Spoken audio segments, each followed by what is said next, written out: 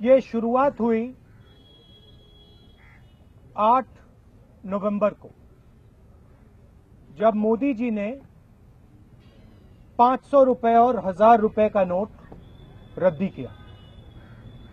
उस समय उन्होंने पूरा का पूरा देश का पैसा लोगों की जेब से निकालकर बैंकिंग सिस्टम के अंदर डाला। अब अजीब सी बात है कि मोदी जी 22,000 करोड़ रुपए, नीरव मोदी जी 22,000 करोड़ रुपए निकालकर ले जाते हैं। प्रधानमंत्री शायद 1 घंटा 45 मिनट बच्चों को एग्जाम लेना सिखाते हैं, मगर मोदी जी ये देश को नहीं बता सकते हैं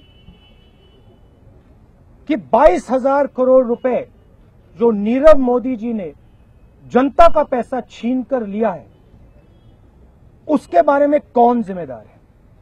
अलग अलग मंत्री आ रहे हैं, सोशल जस्टिस के आए, डिफेंस मिनिस्टर आए, मगर फाइनेंस मिनिस्टर या प्राइम मिनिस्टर जो जिम्मेदार हैं, उन्होंने इसके बारे में कुछ नहीं कहा। आखिरी बात,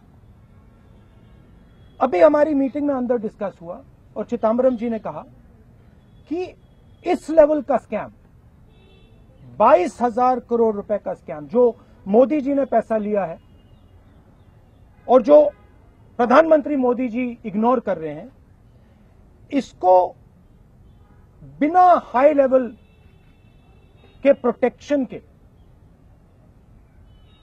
किया ही नहीं जा सकता है।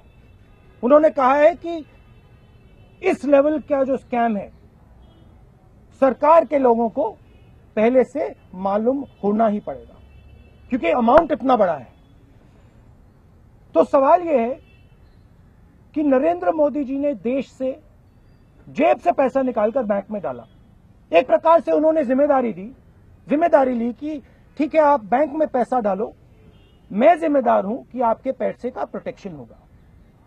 और अब वही फेलियर हुआ है और प्रधानमंत्री नरेंद्र मोदी जी एक शब्द नहीं कह रहे हैं। तो प्रधानमंत्री जी को बाहर आके कहना पड़ेगा कि क्या हुआ, क्यों हुआ, और इसके बारे में प्रधानमंत्री जी क्या करने जा रहे हैं।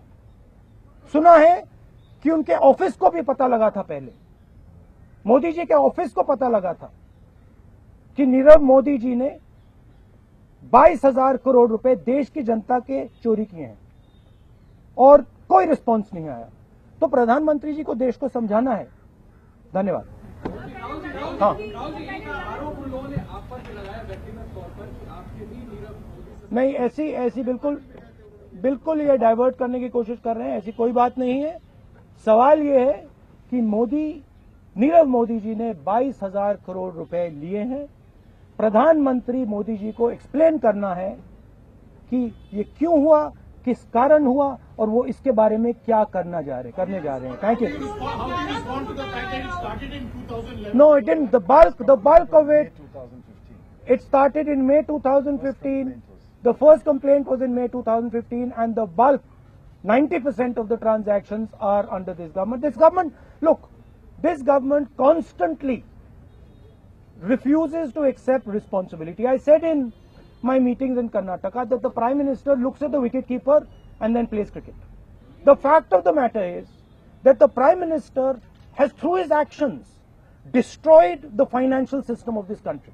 He has demonetized the economy. He has taken money from people's pockets and put it into the banking sector, and now his friends and cronies are stealing it from the banking sector, and the Prime Minister is not saying anything. So I would like to request the Prime Minister that he should come out, and instead of spending an hour and a half explaining to little kids how to take exams, he should explain to the people of India what is going to be done to this Mr. Nirav Modi and what he is going to do to make sure that the banking system is safe. Thank you very much. All the best.